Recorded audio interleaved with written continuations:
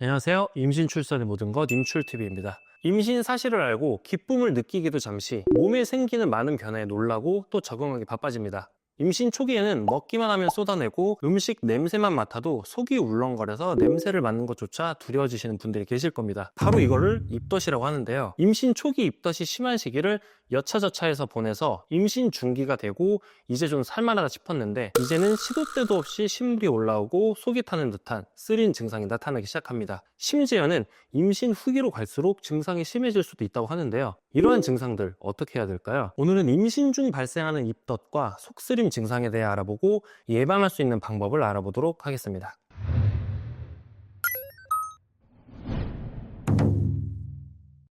입덧은 언제 시작하고 또 언제까지 지속될까요? 입덧은 보통 임신 4에서 8주 사이에 시작해 35일 정도 지속이 됩니다. 대부분 14에서 22주경 증상이 사라지지만 막달까지 이어지기도 하고 일부 임산부들은 입덧 증상을 전혀 못 느끼기도 합니다. 예외로 갑상샘 기능 항진증을 앓고 있는 경우 자궁관 전체가 포도상 낭포로 채워지는 포상기태를 경험했거나 당뇨병이나 천식, 알레르기가 있는 경우 위장관 질환이 있는 임산부는 입덧이 심하고 오래 지속되기도 합니다. 입덧의 정확한 원인은 아직 밝혀지지 않았지만 태반의 육모막 호르몬과 관련이 있는 것으로 추측되는데요. 태아를 보호하는 생리현상으로 보기도 합니다. 외부 이물질을 걸러내고 바이러스 차단을 위해 입덧을 하는 거죠. 반면 음식을 제대로 먹지 못하는 입덧과는 달리 자꾸 음식이 땡기는 먹덧을 하는 임산부도 있습니다. 속이 허하면 입덧이 심해지기 때문에 음식을 찾는데 먹고 나면 울렁거림을 느끼기도 합니다. 입덧은 심리 상태에 따라 정도가 다르고 개인차도 심한데요. 모녀 또는 자매 사이에도 차이가 있어 유전적으로 관련성은 희박하다고 합니다. 임산부의 70에서 80%는 입덧으로 구역질과 구토를 하는데 다행히도 입덧만으로는 특별한 질환이 발생하는 건 아니라고 합니다. 그중 0.3에서 3.6%의 임산부들은 입덧이 심해 체중이 임신 전보다 5% 이상 감소하고 탈수와 전해질 불균형이 일어나는 임신 오조를 겪을 수 있는데요. 임신 오조는 적절히 치료하지 않으면 합병증을 유발하기도 하므로 주의해야 합니다. 심각한 탈수로 인한 신장 기능 이상, 잦은 구토로 식도가 파열되는 베르아베 증후군, 식도 점막이 손상되어 출혈을 일으키는 말로리 바이스 증후군이 발생을 하게 되는데 증상이 심하면 반드시 전문의에게 치료를 받아야 합니다. 가벼운 입덧은 생활 습관과 식습관의 변화만으로 완화할 수 있다고 합니다. 평상시 입덧을 예방하고 완화할 수 있는 생활법과 유의사항은 무엇이 있을까요? 물을 자주 마시고 이온 음료나 보리차 등으로 수분을 충분히 섭취하면 입덧 완화에 도움이 됩니다. 입덧은 공복일 때 더욱 심하므로 식사는 소량씩 자주 먹는 것이 좋습니다. 입덧은 주로 아침에 더 심한 경향이 나타나는데요. 눈을 뜨자마자 크래커와 같은 고단백 식품을 조금 먹고 20분 정도 휴식을 취하고 일어납니다. 튀긴 음식, 매운 음식 등 위장에 자극적인 음식은 피해야 합니다. 하지만 증상이 너무 심할 때는 음식을 가리지 말고 그때그때 먹는 게 좋습니다. 손목 안쪽 중앙에서 팔 쪽으로 엄지손가락 2개 정도 떨어진 곳을 내관이라고 하는데요. 이곳을 지압하면 구토, 속쓰림 증상이 완화됩니다. 양치질이 입덧을 더욱 심하게 만들기도 하는데요. 이 경우에는 식사 후 시간을 두고 양치질을 합니다. 향기 없는 치아, 가글액과 치실을 사용하는 것도 방법입니다. 입덧이 심하면 탈수 증상이 나타날 수 있으므로 물을 조금씩 자주 마시는 게 좋습니다. 입덧 시기가 지나갈 때까지는 영양의 균형보다는 입덧이 유발되지 않게 입맛에 맞는 음식을 먹는 게 중요한데요. 입덧으로 음식이 당기지 않아 별로 먹고 싶지 않을 수 있습니다. 그렇다고 굶으면 입덧이 사라지기는커녕 오히려 더 심해질 수 있으므로 음식을 조금씩 여러 번 나눠 먹고 속이 비지 않게 합니다. 입덧을 완화할 수 있는 음식은 무엇이 있을까요? 버터를 바르지 않고 구운 과자나 빵을 조금씩 먹으면 울렁거림을 가라앉힐 수 있고, 생강은 따뜻한 성질을 지닌 식재료로 소화 효소인 디아스타제를 함유해 구토를 예방하는 데 도움이 되며 입덧을 완화하는 효과가 있습니다. 입덧으로 생강의 강한 향에 거부감을 느낄 수 있으므로 시중에 나와 있는 캡슐 형태의 건강기능식품으로 섭취하는 게 좋습니다. 소화기관의 원활한 활동을 돕는 매실, 공복감을 해소할 수 있는 방울토마토, 새콤달콤한 성분이 더부룩한 속을 가라앉히는 데 도움이 되는 유자, 레몬, 귤 등도 입덧 증상 완화에 도움이 되는 음식입니다.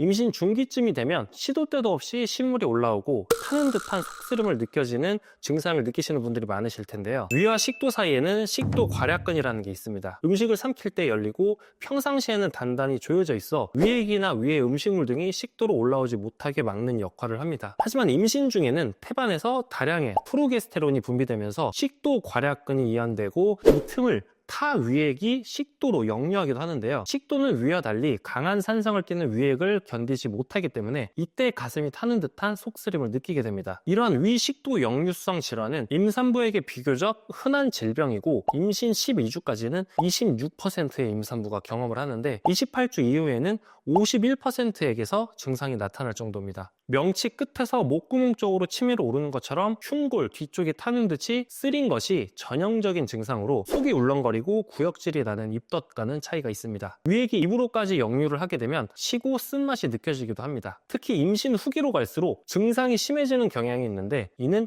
자궁이 커지면서 복부의 압력이 자연스럽게 증가하고 이 복압이 식도 괄약근을 조이는 횡격막을 압박하면서 높아지기 때문입니다. 토덧이라고 부르는 토하는 입덧도 속쓰림을 심화시킬 수 있는데요. 구토를 자주 하면 식도 끝부분이 상하기 때문에 역류한 위산이 식도 아래에 닿으면 명치가 쓰리고 아픈 느낌이 유발되기 때문입니다. 과식하게 되는 입덧인 먹덧 역시 소화 기능이 약한 임산부의 속쓰림에 좋지 않습니다. 또 임신 초기 속쓰림을 겪는 분들은 임신 후기에도 속쓰림 때문에 고생하는 사례를 자주 볼 수 있는데요. 이는 태아가 커지면서 복강 내 압력이 증가해 식도 괄약근을 조이는 횡격막까지 압박할 수 있기 때문입니다.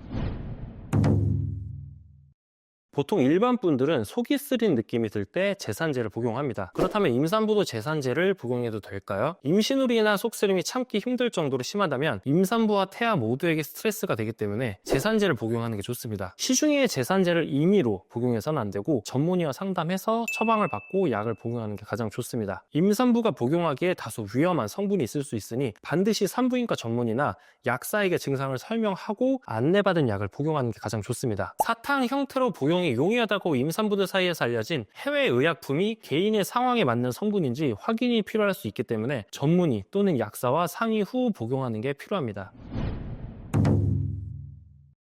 평상시 속을 편하게 해주는 생활 습관들은 어떤 게 있을까요? 공복 기간이 너무 길면 속쓰림이 심해집니다. 아침을 먹기 어렵더라도 조금이나마 먹어두면 위산을 만들어지는 시간을 줄일 수 있습니다. 저녁에 특히 속쓰림 증상이 더 심하다면 잠자리에 들기 3시간 전부터 음식이나 음료를 섭취하지 않는 게 좋습니다. 양배추에는 유황과 염소 성분이 풍부해서 위장 점막을 강화시켜주고 손상된 위를 재생시켜주기까지 합니다. 양배추를 먹는 방법은 여러 가지이지만 즙 형태로 섭취할 때 영양 흡수율이 가장 좋습니다. 상체를 자연스럽게 눕힐 수 있는 외지 필로 같은 형태의 베개를 사용해서 휴식을 취하거나 잠을 자면 중력의 영향으로 위산이 위쪽으로 역류하는 것을 방지해 속쓰림을 완화할 수 있습니다. 평소 사용하는 베개를 더 쌓아 머리만 눕히는 것은 바람직하지 않습니다. 위는 식도보다 왼쪽에 있어서 왼쪽으로 누울 때 오른쪽으로 누울 때보다 역류가 감소하는 경향이 있습니다. 소화시키겠다는 이유로 식사 후 바로 운동을 하는 것은 역류 증상을 심화시킵니다. 평소에 규칙적으로 가벼운 운동을 하는 게 좋습니다. 속쓰림이 있는 산모라면 규칙적으로 먹는 것과 더불어 음식을 오래 씹는 습관을 들이는 게 좋습니다. 속쓰림에 좋은 음식은 무엇이 있을까요? 섬유질이 풍부한 음식은 과식을 피할 수 있어서 속쓰림 증상 완화에 도움이 됩니다. 현미 같은 통곡물, 당근 같은 뿌리채소, 브로콜리 같은 녹식 채소를 추천합니다. 알칼리성이 강한 식품을 자주 먹는 것도 도움이 될 수 있습니다. 바나나, 멜론, 콜리플라워, 견과류 등이 대표적인 알칼리성 식품인데요. 샐러리, 오이, 상추, 수박 같은 수분이 많은 식품 역시 속쓰림 증상을 완화합니다. 증상 완화를 돕는 음료는 뭐가 있을까요? 먼저 생강차입니다. 생강은 알칼리성으로 항염작용을 해 소화관의 자극을 완화하는 효과가 있습니다. 두 번째는 레몬차입니다. 레몬은 보통 산성으로 여겨지지만 소량의 레몬에 따뜻한 물과 꿀을 섞은 레몬차는 우리 몸을 알칼리화하는 효과가 있어서 위산을 중화시킵니다. 세 번째는 무지방 우유입니다. 무지방 우유는 식도의 점막과 산성인 위 내용물 사이에 일시적으로 완충작용을 해 증상 완화에 도움이 될 수 있습니다. 다만 초콜릿이나 튀김처럼 기름진 음식, 탄산 음료처럼 가스를 만드는 식품, 마늘, 파, 계피 등의 향신료는 식도 괄약근의 압력을 감소시킬 수 있으므로 피하는 게 좋습니다. 오늘은 임신 증상인 입덧과 속쓰림에 대해 알아보고 예방, 완화하는 방법, 효과적인 음식들을 알아봤습니다. 임신 중에는 아기로 인해 임의로 약을 먹을 수가 없습니다. 증상이 매우 심한 경우라면 병원에 가는 것이 최선이니 참지 말고 안전하게 진료를 받아보시기 바랍니다. 오늘 영상이 도움이 되셨다면 구독과 좋아요 부탁드리고 시청해주셔서 감사합니다.